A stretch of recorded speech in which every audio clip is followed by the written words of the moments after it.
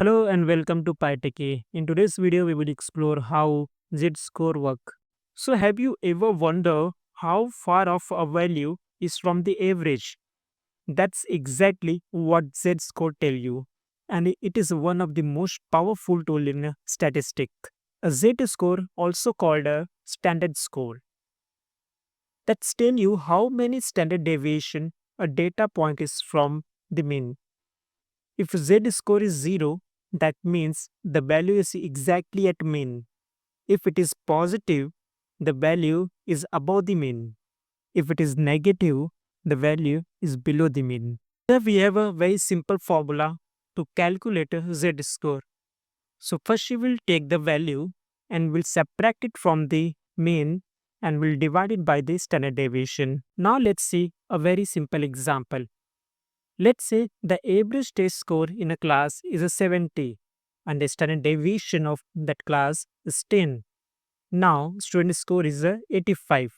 So let's calculate a z score. Z score is nothing but a value minus mean divided by standard deviations. So 85 minus 70 divided by 10, which is equal to nothing but 1.5. That means the student scored 1.5 standard deviation above the average.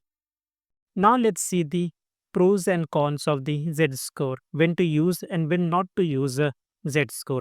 So Z score converts any data to a common scale, making comparison easy across the datasets. That's one of the pros of the Z score.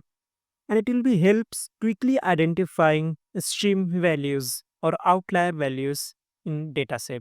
It will be work well with a bell-shaped distribution or a normal distribution. So these are the pros of the Z score.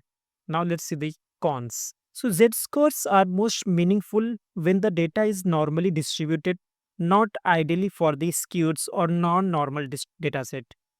Also, outliers can distort the mean and standard deviation, making a Z score unreliable.